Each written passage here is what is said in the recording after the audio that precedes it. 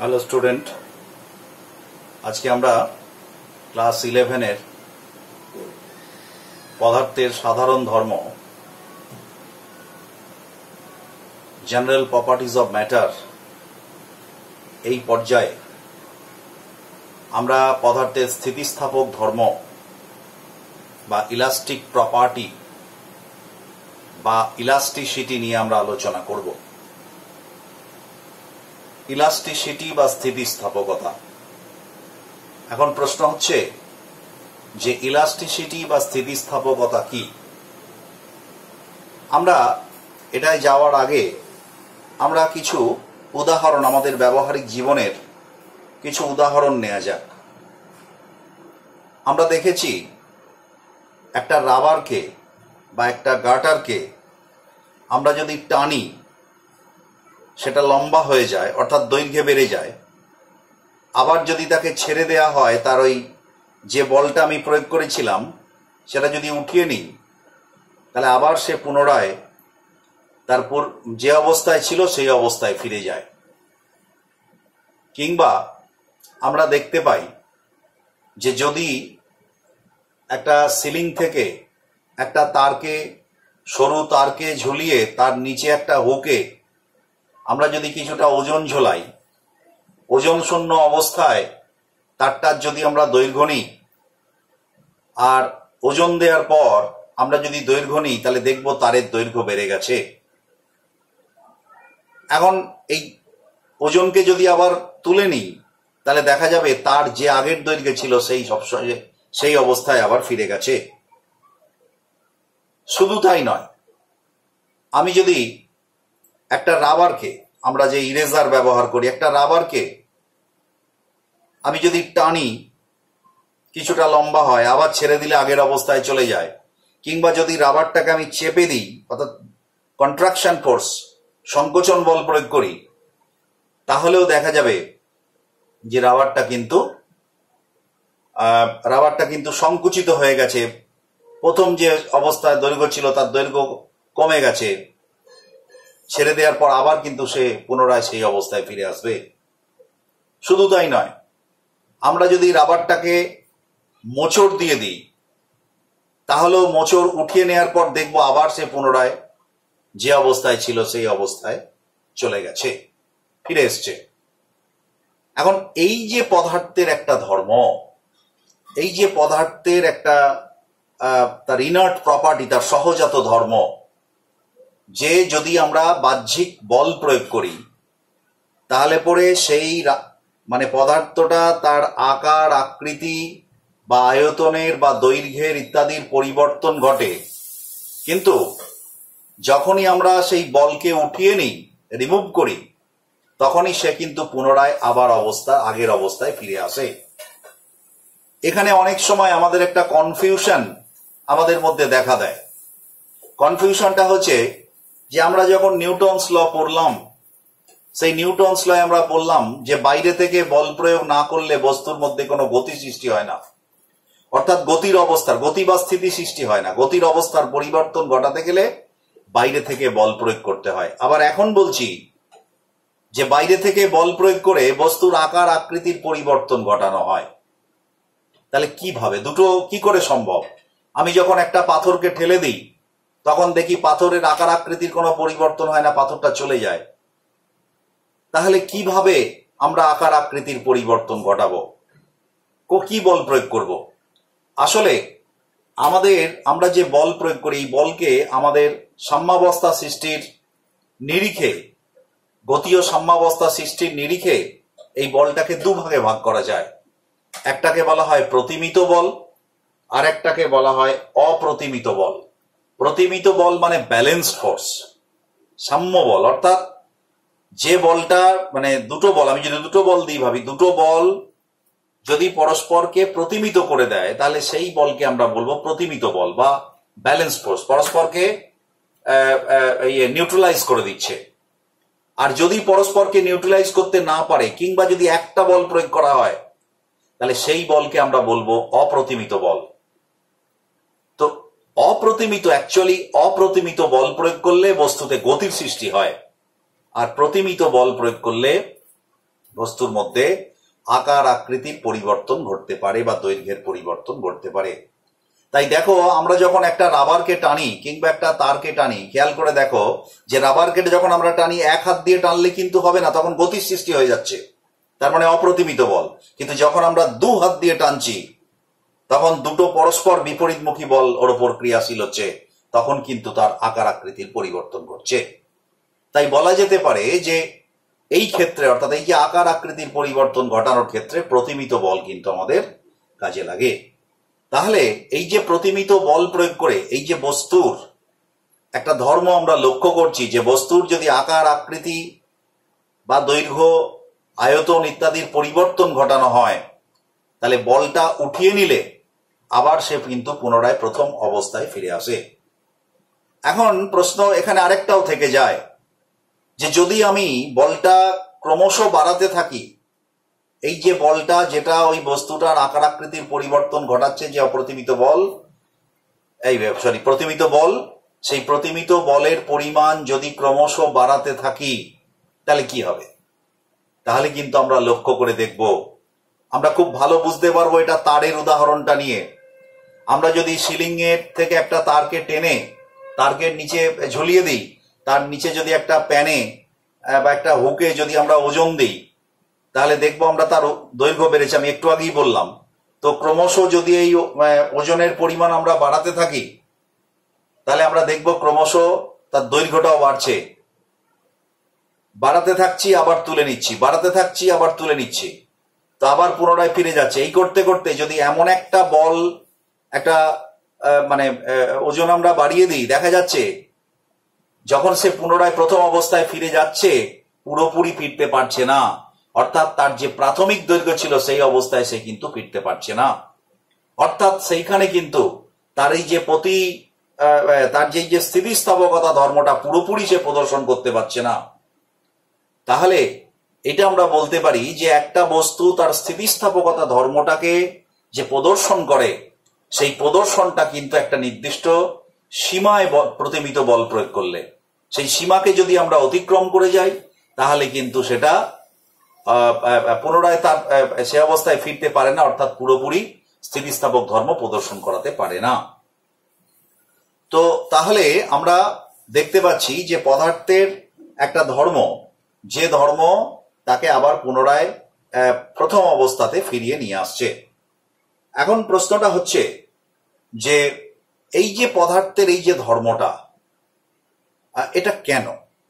এই এই এই এই যে আমি বল প্রয়োগ করে তাকে ডিফর্ম করছি, তাকে বিকৃত করছি, তার আকার পরিবর্তন করতে পারি, তার আয়তন পরিবর্তন করতে পারি, তার দৈর্ঘ্য পরিবর্তন করতে পারি, তাকে মোচড় দিতে পারি, সে আবার ফিরে আসছে পুনরায় প্রথম অবস্থায়, এটা কেন?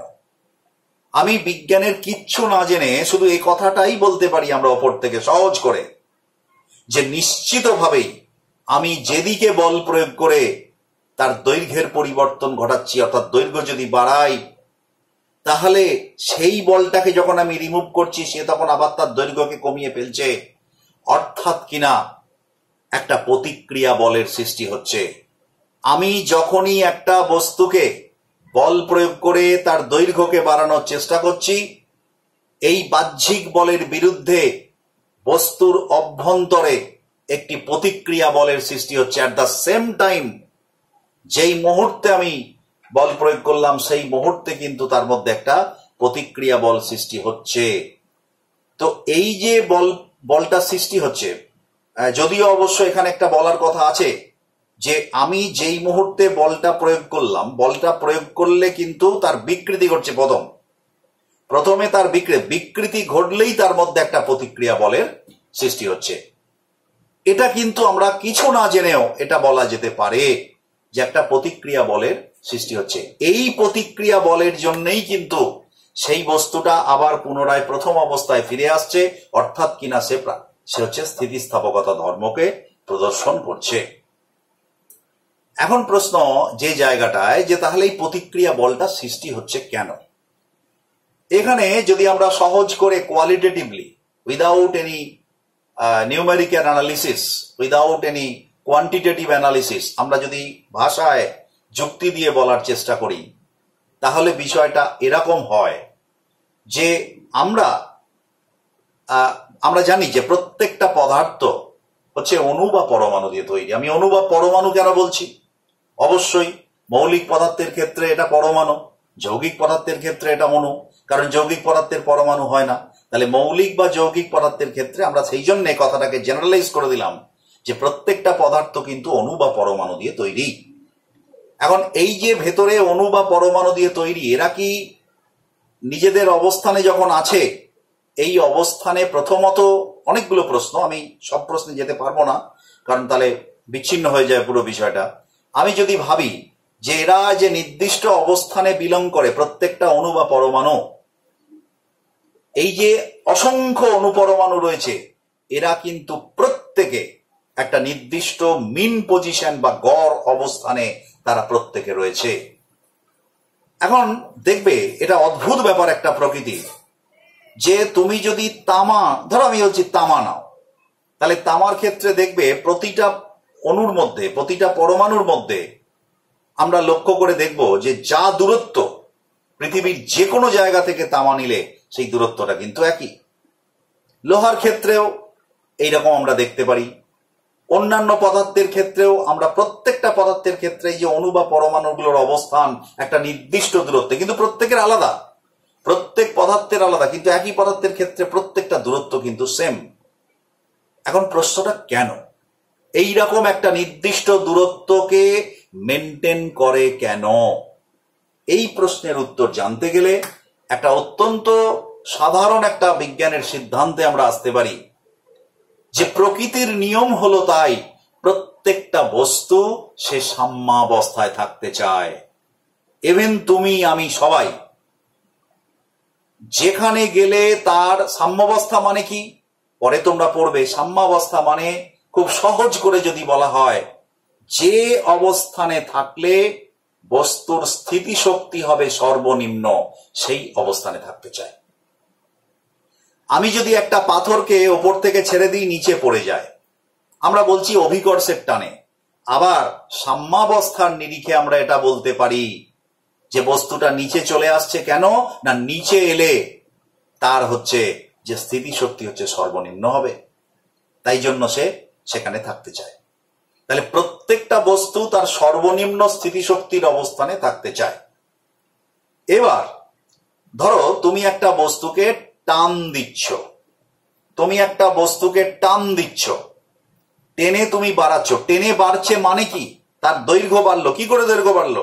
নিশ্চিতভাবেই প্রত্যেকটা অণুর মধ্যে যে ব্যবধান, অর্থাৎ আন্তরাণবিক ব্যবধান, কিংবা প্রত্যেকটা পরমাণুর মধ্যে যে ব্যবধান অর্থাৎ আন্তঃপারমাণবিক ব্যবধান, এই দূরত্বটা প্রত্যেকের ক্ষেত্রে বেড়েছে, তাই সামগ্রিকভাবে একটা দৈর্ঘ্য বেড়েছে। আয়তনের ক্ষেত্রে একই কথা প্রযোজ্য, যে কোনো ক্ষেত্রেই একই কথা প্রযোজ্য। অর্থাৎ আমরা যখন প্রতিমিত বল কোনো বস্তুর উপর প্রয়োগ করছি, তখন সেই বস্তুটার যে অণুগুলোর যে মিন পজিশন, সেই মিন পজিশন থেকে তাদের দৈর্ঘ্যটা আমি যদি টানি, মানে প্রসারণ বল প্রয়োগ করি, তাহলে বেড়ে যাবে।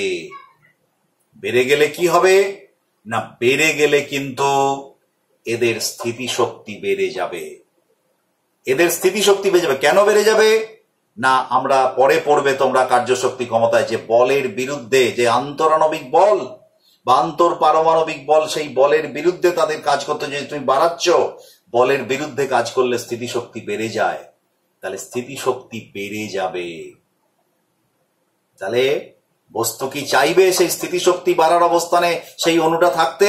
না, চাইবে না। সে চাইবে তার সেই অবস্থানটা যেখানে হচ্ছে তার স্থিতিশক্তি সর্বনিম্ন। তাহলে স্বাভাবিকভাবেই সে তার পুরনো অবস্থান অর্থাৎ সেই সাম্য অবস্থানে ফিরে আসতে চাইবে। তাই যখনই আমি বাইরের বলটাকে রিমুভ করব, দেন এন্ড দেয়ার সে কিন্তু ফিরে আসবে তার সাম্যাবস্থায়।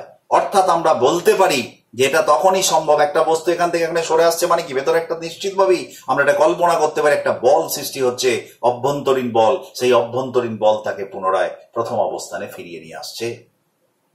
আবার যদি আমরা বস্তুটা দৈর্ঘ্য পরিবর্তন করার পরিবর্তে যদি আমরা সংকোচন বল প্রয়োগ করি, তাহলে কি হবে না, তাহলে বস্তুগুলোর যে মিন যে দূরত্ব, যে গড় দূরত্ব ছিল, অণুগুলো বা পরমাণুর মধ্যে যে গড় দূরত্ব ছিল, আমি যখন সংকোচন বল প্রয়োগ করেছি সামগ্রিকভাবে বস্তুটার আয়তন কমে যাচ্ছে বা দৈর্ঘ্য কমে যাচ্ছে, তাহলে নিশ্চিতভাবেই এই আন্তর আণবিক ব্যবধান বা আন্তর পারমাণবিক ব্যবধানটা কমে যাচ্ছে। কমে গেলে কি হবে না, ঠিক একই কথা এখানে প্রযোজ্য, এখানেও কিন্তু বলের বিরুদ্ধে কাজ করতে হবে।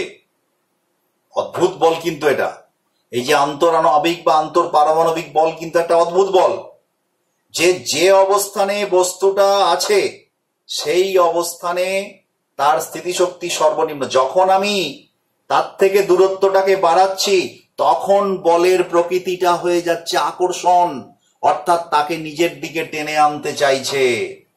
আর যখন আমি ওই মিন যে ডিস্টেন্সটা দুটো অণুর মধ্যে যখন তাদের কাছাকাছি নিয়ে আসতে চাইছি, তখন সেই দূরত্বটা তারা আবার মিন পজিশনে ফিরে আসতে চাইছে। মানে কি করছে, তাদেরকে যখন কাছাকাছি নিয়ে এসেছি তারা দূরে সরিয়ে দিতে চাইছে। অর্থাৎ এই বলটা তখন কিন্তু অভ্যন্তরীণ বলই, এই বলটা তখন কিন্তু বিকর্ষণ বল। অর্থাৎ কোনো একটা বস্তুকে যদি আমরা দৈর্ঘ্য বা তার মানে প্রসারণশীল বলের সাহায্যে আমরা দৈর্ঘ্য বা আয়তন ইত্যাদি বাড়াই, অর্থাৎ আমরা আন্তরাণবিক ব্যবধানকে বাড়িয়ে দিই, তাহলে কমাতে চাইবে, তখন আন্তরাণবিক বলের প্রকৃতিটা হবে আকর্ষক বল। আবার যদি আমরা সংকোচন বল প্রয়োগ করে অণুগুলোর মধ্যেকার ব্যবধানকে কমিয়ে দেওয়ার চেষ্টা করি, তখন কিন্তু আবার সে মিন পজিশনে আসতে চাইলে সে দূরত্বটাকে বাড়াতে চাইবে, তখন এই বলের প্রকৃতি হবে বিকর্ষক বল। তো এইরকম একটা বলের নিরিখে আমরা ব্যাখ্যাটা দিতে পারি। বিষয়টা এইভাবে ভাবলে খুব ভালো বোঝা যাবে।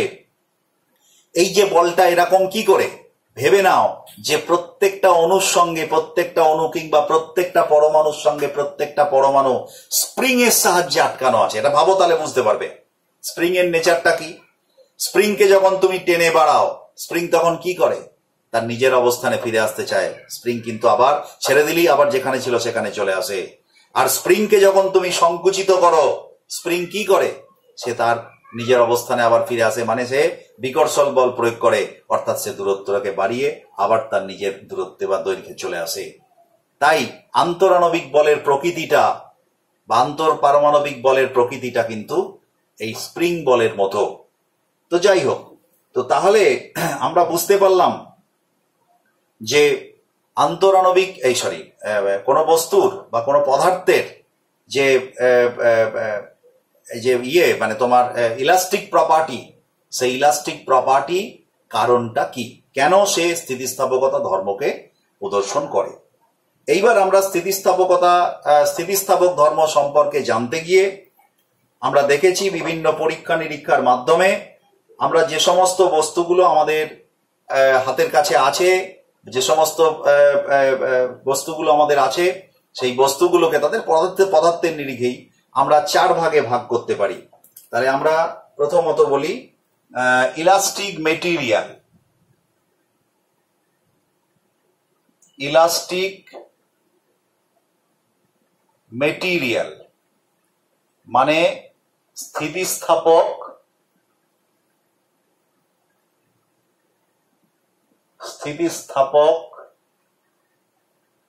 বস্তু বা পদার্থ। এরা 4 রকমের। 1, perfectly rigid body. Perfectly rigid body এটা হচ্ছে পূর্ণ দৃঢ় বস্তু। নাম্বার 2, পারফেক্টলি ইলাস্টিক বডি, এটা হচ্ছে পূর্ণ স্থিতিস্থাপক বস্তু। 3 নম্বর হচ্ছে পারফেক্টলি প্লাস্টিক বডি, পূর্ণ, বা এটাকে আমরা আরেকটা নাম দিই বললে ভালো হবে, এটাকে বলতে পারি আমরা পারফেক্টলি ইলাস্টিক বডি, আর এটা হচ্ছে পারফেক্টলি ইনইলাস্টিক, বা এর একটা নাম আছে প্লাস্টিক। প্লাস্টিক বডি, পূর্ণ অস্থিতিস্থাপক বস্তু, অস্থিতিস্থাপক বস্তু। আর 4 নম্বর হচ্ছে partially elastic body, partially elastic body, এটা হচ্ছে আংশিক স্থিতিস্থাপক বস্তু। এবার আমরা একটু বিষয়টা জেনে নিই। পারফেক্টলি রিজিড বডি, রিজিড মানে দৃঢ়, কঠিন মানে একেবারে কঠিন, মানে যাকে আমরা এই যে ধরো বল প্রয়োগ করছি, বল প্রয়োগ করে এই যে বিকৃতি ঘটাচ্ছি, মানে তার আকার, আয়তন, দৈর্ঘ্য ইত্যাদির পরিবর্তন ঘটাচ্ছি, রিজিড বডির ক্ষেত্রে কোন রকম তাকে বল প্রয়োগ করে, তুমি যত বলই প্রয়োগ করো, ইনফাইনাইট বল প্রয়োগ করলেও এর কোনো এই ধরনের পরিবর্তন ঘটবে না, অর্থাৎ ডিফরমেশন ঘটবে না, কোনো বিকৃতি ঘটবে না। সেই ধরনের বস্তুকে আমরা বলি পারফেক্টলি রিজিড বডি। এই ধরনের বস্তু কিন্তু পারফেক্টলি রিজিড বডি বলে কোনো বস্তু হয় না প্রকৃতিতে, এই ধরনের কোনো বস্তু নেই। তবে কিছু কিছু বস্তু আছে যারা প্রায় পারফেক্টলি রিজিড বডির মতো কাছাকাছি, যেমন ধরো এরকম আছে কাঁচ বা হীরা ইত্যাদি। সেকেন্ড হচ্ছে পারফেক্টলি ইলাস্টিক বডি, পূর্ণ স্থিতিস্থাপক। তার মানে কি, তুমি যেই বল প্রয়োগ করলে সঙ্গে সঙ্গে তার বিকৃতি ঘটলো, মানে তার দৈর্ঘ্য প্রস্থ ইত্যাদির পরিবর্তন হল, যেই বলকে রিমুভ করলে সঙ্গে সঙ্গে সে আগের অবস্থায় ফিরে এলো, অর্থাৎ কোন রকম কোন স্থায়ী ডিফরমেশন, কোন স্থায়ী বিকৃতি ঘটবে না। যেরকম অবস্থায় ছিল সেরকম অবস্থায়, যেরকম পরিমাণে তুমি ডিফরমেশন ফোর্স প্রয়োগ করো না কেন, বিকৃতি বল প্রয়োগ করো না কেন, সে কিন্তু আগের অবস্থায় ফিরে আসবে। এই ধরনের যে বস্তু তাকে আমরা বলি পারফেক্টলি ইলাস্টিক বডি, পূর্ণ স্থিতিস্থাপক বস্তু। এটাও কিন্তু প্র্যাকটিক্যালি এ ধরনের বস্তু হয় না। আমরা অনেক ক্ষেত্রে ইমাজিন করি অণু পরমাণুর ক্ষেত্রে যে সংঘর্ষ হয়, সেই সংঘর্ষগুলোকে ইলাস্টিক বডির সংঘর্ষ বলে ধরি, মানে পূর্ণ স্থিতিস্থাপক বস্তু হিসাবে ধরি, কিন্তু বাস্তবে এরকম হয় না। এরপর হচ্ছে perfectly inelastic or plastic body. এটা কিরকম না, এখানে যে কোনো ধরনের ক্ষুদ্র যদি ডিফরমেশন বল, মানে বিকৃতি বল যদি আমি প্রয়োগ করি অল্প পরিমাণে, তাহলেই বস্তুটার বিকৃতি ঘটে যাবে এমন ভাবে যে বস্তুটা আর কিন্তু সে পুনরায় সেই অবস্থায় ফিরে আসবে না, যেখানে ছিল সেখানে, মানে যতটা বিকৃতি ঘটাবো সেটা স্থায়ী হয়ে যাবে। এই ধরনের বস্তুকে আমরা বলি পারফেক্টলি প্লাস্টিক বডি। এটাও প্রকৃতিতে নেই বললেই প্রায় চলে, খুব অল্প পরিমাণে আছে। যেমন ধরো কাদা, আমি যদি বলি কাদা, একটা কাদার তাল, কাদার তালকে তুমি যেরাম করে দেবে ঠিক সেই জায়গাতেই দাঁড়িয়ে থাকবে, কাদার তাল কিন্তু আর ফিরে আসবে না। এই ধরনের বস্তুকে আমরা বলি পারফেক্টলি ইনইলাস্টিক বডি। আর ফাইনালি যেটা, সেটা হচ্ছে partially elastic body. This is the real body. প্রকৃতিতে যে সমস্ত বস্তু আছে সবাই কিন্তু বেশিরভাগ পার্সিয়ালি ইলাস্টিক বডি, অর্থাৎ আংশিক স্থিতিস্থাপক। তার মানে তুমি যদি বল প্রয়োগ করো বিকৃতি বল, তাহলে তার ডিফরমেশন ঘটবে, সে আবার পুনরায় ফিরে আসবে। এরকম করতে করতে তুমি যদি একটা লিমিট ক্রস করে যাও, তাহলে সে তার কিন্তু স্থায়ী বিকৃতি ঘটে যাবে, সে আর ফিরে আসবে না। অর্থাৎ কিছুটা দূরত্ব পর্যন্ত, কিছুটা বলের সীমা পর্যন্ত সে স্থিতিস্থাপকতা ধর্মকে প্রদর্শন করবে, আবার তারপরে হলে করবে না। এই ধরনের যে বস্তু তাকে আমরা পার্সিয়ালি ইলাস্টিক বডি আমরা বলে থাকি। তো তাহলে আমরা ইলাস্টিসিটি পড়তে গিয়ে আমরা এই 4 রকমের পদার্থ সম্পর্কে জানলাম। এবারে আমরা ইলাস্টিসিটি পড়তে গিয়ে আমরা কিন্তু আরো কিছু টার্ম, ইলাস্টিসিটির সঙ্গে সম্পর্কিত কিছু টার্ম, আমরা সেই টার্মগুলোর মানে এবং তার কি বলে, সেগুলো আসলে কি, সেগুলো সম্পর্কে একটুখানি জেনে নেব। আমি এটা মুছে দিচ্ছি।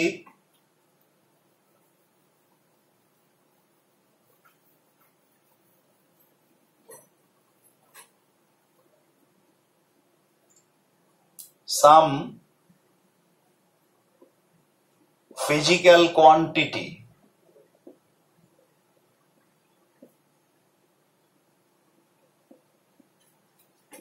or terms related with elasticity, ইলাস্টিসিটির সঙ্গে সম্পর্কিত। 1, আমি কয়েকটা এখানে লিখছি, যেমন ইলাস্টিক লিমিট,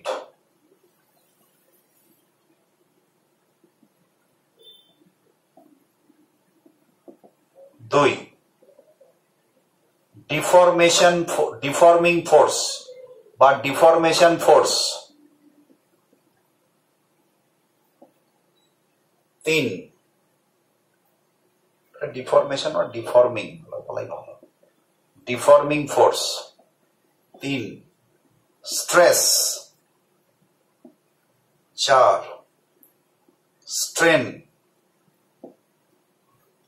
আপাতত এই শব্দগুলোর মানে আমরা একটু জেনে নিই। প্রথমে হচ্ছে elastic limit. Elastic limit Bangla হচ্ছে স্থিতিস্থাপক সীমা। স্থিতিস্থাপক সীমা কি না, স্থিতিস্থাপক সীমা হচ্ছে প্রত্যেকটা পদার্থই একটা নির্দিষ্ট ডিফর্মিং ফোর্সের ঊর্ধ্বসীমা পর্যন্ত এদের ইলাস্টিসিটি ধর্মটাকে প্রদর্শন করে। সেই নির্দিষ্ট পদার্থের জন্য যে ডিফর্মিং ফোর্সের যে ঊর্ধ্বসীমা, সেই ঊর্ধ্বসীমাকে আমরা বলি ইলাস্টিক লিমিট বা স্থিতিস্থাপক সীমা। অর্থাৎ তার মানে তুমি যে বলটা দিয়ে বিকৃতি ঘটাচ্ছ, বস্তুর দৈর্ঘ্য বাড়াচ্ছ, দৈর্ঘ্য কমাচ্ছ, আয়তন বাড়াচ্ছ, আয়তন কমাচ্ছ, মোচড় দিচ্ছ ইত্যাদি, তো এই বলটার একটা সীমা পর্যন্ত এটা কাজ করে। এই সীমার বাইরে গেলে কিন্তু সেই পদার্থটা কিন্তু বা সেই বস্তুটা কিন্তু আর পুনরায় প্রথম অবস্থায় ফিরে আসতে পারছে না। একে আমরা বলি ইলাস্টিক লিমিট। এই যে ঊর্ধ্বসীমা, যে বল পর্যন্ত প্রয়োগ করা যায়, যেখানে স্থিতিস্থাপকতা ধর্ম প্রদর্শন করে, তাকে আমরা বলি ইলাস্টিক লিমিট। এরপর হচ্ছে ডিফর্মিং ফোর্স। আমরা ইতিমধ্যেই বুঝতে পেরে গেছি ডিফর্মিং ফোর্স মানে যে বলটা আমি প্রয়োগ করছি ডিফরমেশন ঘটাতে, অর্থাৎ বিকৃতি ঘটাতে, দৈর্ঘ্যের পরিবর্তন করতে, দৈর্ঘ্যের বাড়াতে কমাতে, আয়তন বাড়াতে কমাতে, সেই বলটার নাম হচ্ছে তোমার ডিফর্মিং ফোর্স। তারপর হচ্ছে স্ট্রেস। স্ট্রেস কি না, স্ট্রেস মানে হচ্ছে যে যখন আমি একটা ডিফর্মিং ফোর্স প্রয়োগ করছি তখন বস্তুর বিকৃতি ঘটছে। আর একটু আগে আমি বলছিলাম যে বিকৃতি যখনই ঘটছে দেন এন্ড দেয়ার সেই বিকৃতি ঘটার কারণে ভেতর একটা প্রতিক্রিয়া বল, যে বলটা বাইরের বলের সমান আর বিপরীত একটা প্রতিক্রিয়া বল, অভ্যন্তরীণ বল সৃষ্টি হচ্ছে। প্রতি একক আয়তনে প্রযুক্ত এই বলটারই নাম হচ্ছে স্ট্রেস। অর্থাৎ যখন কোনো ডিফর্মিং ফোর্সের সাহায্যে কোনো বস্তুকে বিকৃতি ঘটানো হচ্ছে, বস্তুর অভ্যন্তরে যে প্রতিক্রিয়া বল সৃষ্টি হচ্ছে প্রতি একক ক্ষেত্রফলে প্রযুক্ত, এই প্রতিক্রিয়া বলকেই আমরা বলি স্ট্রেস। তার মানে এ ক্ষেত্রফল যদি হয় আর এফ যদি হচ্ছে বল হয়, তাহলে এফ বাই এ, একে আমরা বলবো স্ট্রেস। এফ বাই প্রতি একক ক্ষেত্রফলে যে বলটা প্রযুক্ত হচ্ছে। This is nothing but force, pressure. This is nothing but pressure. Pressure মানেও তো তাই। তার মানে এর যা ডাইমেনশন এবং ইউনিট সবই কিন্তু প্রেসারের মতো। এর ডাইমেনশন কত? ml t to the power -2 by l square, that is ml to the power -1 t to the power -2। আর এর একক কি হবে? Newton metre to the power -2 অথবা dyne metre to the centimetre to the power -2। এটা হচ্ছে stress.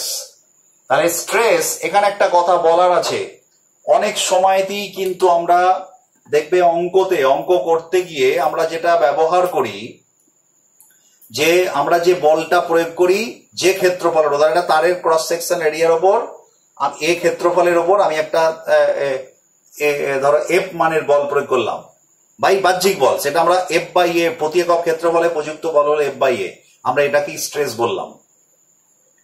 এইটাই কিন্তু প্রথমত বলি, কনসেপ্টের দিক থেকে এটা কিন্তু স্ট্রেস নয়, নিউমেরিক্যালি এটা স্ট্রেসের সমান। অর্থাৎ ভেতরে যে বলটা সৃষ্টি হচ্ছে সেই বলটা কিন্তু বাইরের বলের সমান আর বিপরীত আমি বলেছি।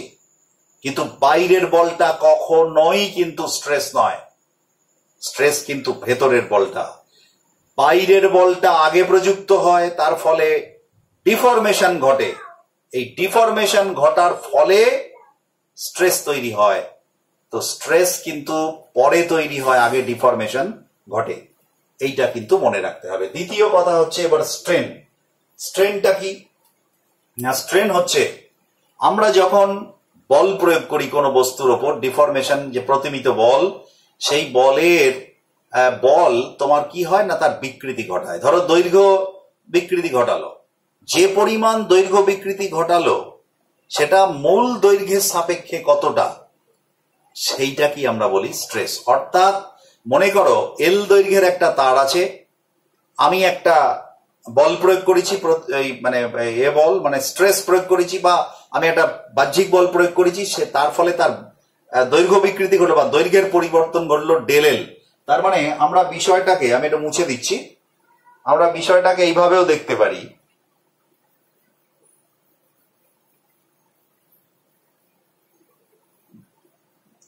আমরা বিষয়টাকে এইভাবেও দেখতে পারি যে ধরো এল দৈর্ঘ্যের একটা তার, এর ওপরেতে আমি একটা বল প্রয়োগ করে এদিকে একটা এফ বল প্রয়োগ করলাম, এই একটা এফ বল প্রয়োগ করলাম, তার ফলে এই দৈর্ঘ্যটা হয়ে গেল এল প্লাস ডেল এল।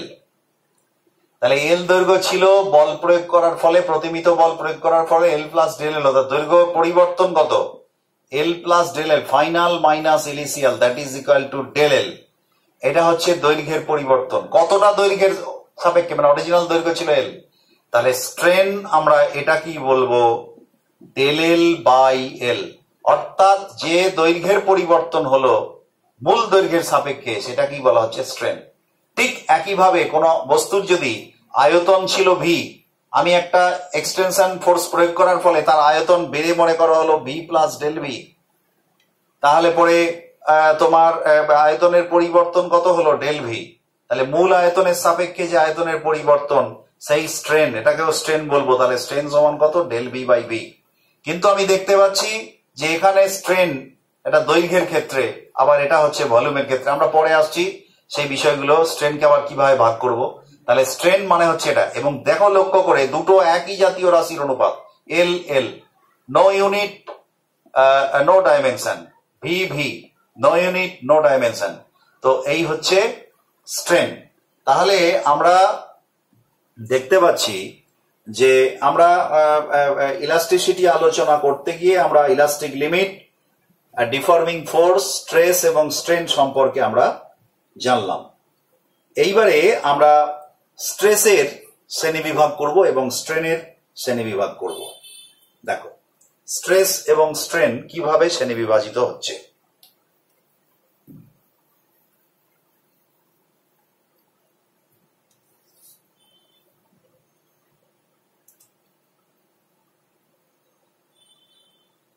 আচ্ছা, স্ট্রেস, স্ট্রেস হচ্ছে তিন প্রকার। নর্মাল স্ট্রেস,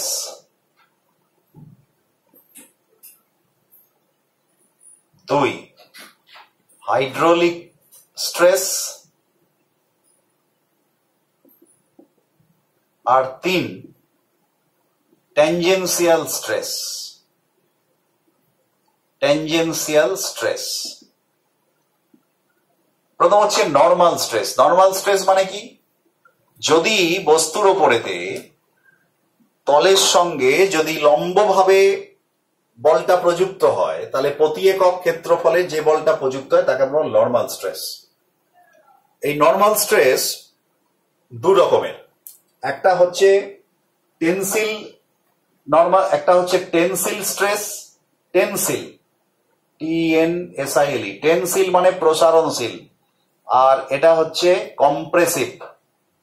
কম্প্রেসিভ মানে সংকোচন। তাহলে সংকোচনশীল নর্মাল ফোর্স, আর হচ্ছে টেনসিল। তার মানে কি, তার মানে নর্মাল স্ট্রেস যখন আমরা প্রয়োগ করছি, প্রথমত নর্মাল স্ট্রেস কেমন, ধরো এটা একটা তার, তারের ক্রস সেকশনে এই একটা বল প্রয়োগ করলাম, প্রতিমিত এই একটা বল প্রয়োগ করলাম, এটা নর্মাল স্ট্রেস। কিংবা এই বলটা এরকমও হতে পারত, প্রতিমিত বল, এটা এদিকে প্রয়োগ করলাম, এটা এদিকে প্রয়োগ করলাম এফ বল, এটাও নর্মাল স্ট্রেস, কিন্তু মানে প্রতি একক ক্ষেত্রফলে এফ মানে এফ বাই এ অ্যাকচুয়ালি এগুলো সব, এটা এ ক্ষেত্রফল, এটাও এফ বাই নর্মাল স্ট্রেস। এবার এই নর্মাল স্ট্রেসটা কেমন না এই দৈর্ঘ্যটাকে বাড়ায়, তাই এটার নাম টেনসিল ফোর্স, এই টেনসিল স্ট্রেস। আর এ কি করছে দৈর্ঘ্যটাকে কমায়, তাহলে এর নাম হচ্ছে কম্প্রেসিভ স্ট্রেস, এর নাম হচ্ছে কম্প্রেসিভ স্ট্রেস। এই গেল। এইবারে এসো হাইড্রোলিক স্ট্রেস।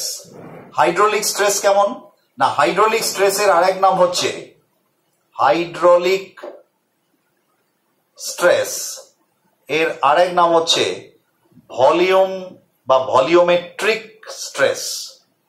অর্থাৎ বস্তুর যদি আয়তনের পরিবর্তন ঘটায়, এটা কিন্তু আয়তনের যে পরিবর্তন ঘটাচ্ছে সেই আয়তনের পরিবর্তনটাকে এই আয়তনের পরিবর্তন যে স্ট্রেসটা ঘটাচ্ছে তাকে আমরা বলি ভলিউমেট্রিক। যেমন ধরো এটা ধরো একটা বল, এই বলের ওপরে দিয়ে তুমি এরকম স্ট্রেস প্রয়োগ করছো, এই যে এইরকম স্ট্রেস প্রয়োগ করছো, এই স্ট্রেস গুলোকে আমরা বলবো ভলিউমেট্রিক স্ট্রেস বা হাইড্রোলিক স্ট্রেস, একই কথা।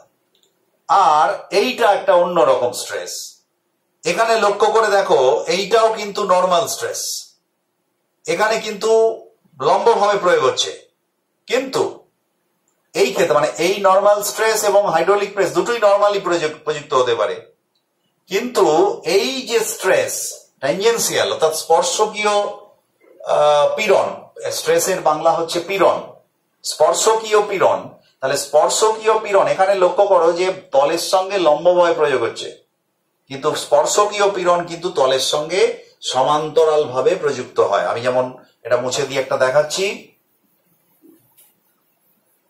এটা কিন্তু সমান্তরাল ভাবে প্রযুক্ত হচ্ছে। কিরকম, ধরো এইরকম একটা কিউব,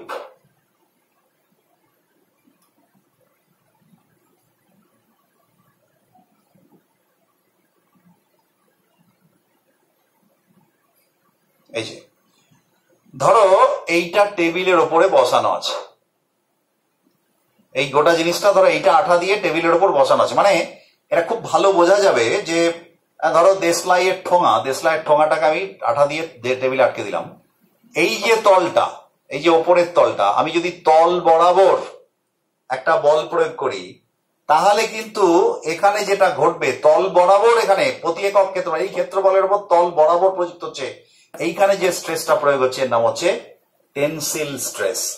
এর আরেক নাম হচ্ছে শিয়ারিং স্ট্রেস, এর আরেক নাম হচ্ছে শিয়ারিং স্ট্রেস, শেয়ার নয় সিআর, SHEAR, শিয়ারিং স্ট্রেস। তার মানে এখানে লক্ষ্য করার বিষয় যে এখানে যে এইটা এই বলটা প্রয়োগ করা বলে অন্যান্য ক্ষেত্রে, প্রথম ক্ষেত্রে দেখা যাচ্ছে দৈর্ঘ্যের পরিবর্তন ঘটছিল, দ্বিতীয় ক্ষেত্রে আয়তনের পরিবর্তন ঘটছিল, এখানে কিন্তু দৈর্ঘ্য আয়তন কিচ্ছু পরিবর্তন ঘটবে না, শুধু একটা বিকৃতি ঘটবে। এই অংশটা যদি আটা থাকে এইদিকে যদি প্রয়োগ করি, এটা জাস্ট এটা যদি আমি যদি কিউব ধরি, এটা প্যারালেলোপিড অর্থাৎ ওই সামান্তরিকের মতো, এই তলটা এখানে চলে আসবে, এই তলটা এখানে চলে আসবে, এই ধরনের যে সেই স্ট্রেস, এই স্ট্রেসকে আমরা বলি শিয়ারিং স্ট্রেস, বা এর একটা বাংলা আছে কিন্তন পীড়ন, কৃন্তন পীড়ন। তো এটা হচ্ছে আমাদের পীড়নের বিভাজন। এইবারে আমরা যেটা বলবো স্ট্রেনের বিভাজন, স্ট্রেন, এটা গেল স্ট্রেসের বিভাজন। তাহলে স্ট্রেসের বিভাজন কি কি হলো না নর্মাল ফোর্স, এই নর্মাল স্ট্রেস, হাইড্রোলিক স্ট্রেস, আর হচ্ছে ট্যানজেন্সিয়াল স্ট্রেস। এইবার হচ্ছে স্ট্রেন, অর্থাৎ স্ট্রেনের বাংলা হচ্ছে বিকৃতি। আচ্ছা, এটা তিন রকমের হতে পারে, একটা হচ্ছে লঙ্গিটিউডিনাল, 2 নম্বর হচ্ছে ভলিউমেট্রিক, আর 3 নম্বর হচ্ছে তোমার হচ্ছে শিয়ারিং, SHEARING, বানানটা মনে হচ্ছে ভুল হচ্ছে, SHEARING মনে হচ্ছে, দেখে নিতে হবে। শিয়ারিং স্ট্রেস, এই স্ট্রেন জিনিসটা কি লঙ্গিটিউডিনাল, লঙ্গিটিউডিনাল মানে যে স্ট্রেস, এই স্ট্রেন যে বিকৃতি দৈর্ঘ্য বিকৃতি ঘটায়, এটার বাংলা হচ্ছে দৈর্ঘ্য বিকৃতি। তার মানে del L by L,